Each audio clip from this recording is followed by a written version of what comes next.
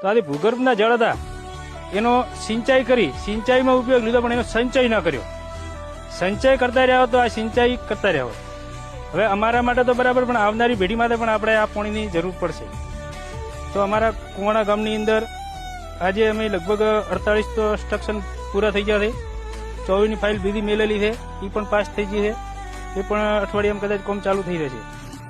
ત્યારબાદ અમારે તળાવ છે, તળાવમાં પણ આ સંસ્થા દ્વારા એ પણ ફાઇલ મેળવી છે, એ પણ પાસ થઈ ગઈ છે. એ પણ ટૂંક સમયમાં તળાવ ખોદવાનું પણ કામ ચાલુ કરવામાં આવશે. અને મિત્તલબેનની સંસ્થા દ્વારા સરકાર તો સરકારની રીતે પ્રયત્ન કરે છે, પણ સંસ્થાએ પણ અમને ખૂબ સારો સહયોગ આપ્યો છે. આ વિસ્તારની અંદર જે બનાસકાંઠા જિલ્લો હતો, પણ હવે અમારો નવીન જિલ્લો વાવથરા થયો.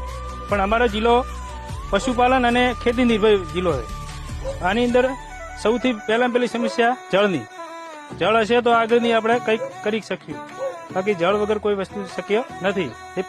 વિક્રમ સંવત જે 25 અને 26 દુષ્કાળ પડ્યો હતો અમારા વિસ્તારમાં, અને એ સમયની અંદર લોકો પાસે 2 વર્ષનો જે દુષ્કાળ હતો ને, ત્યારે ખાવા માટે અન્ન નહોતું.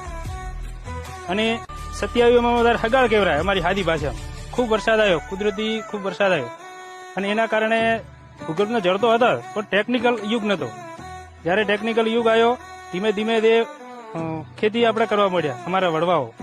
અને અમારા વિસ્તારમાં લગભગ આજથી 55, 70, 60 વર્ષ પહેલાની ખેતી થાય.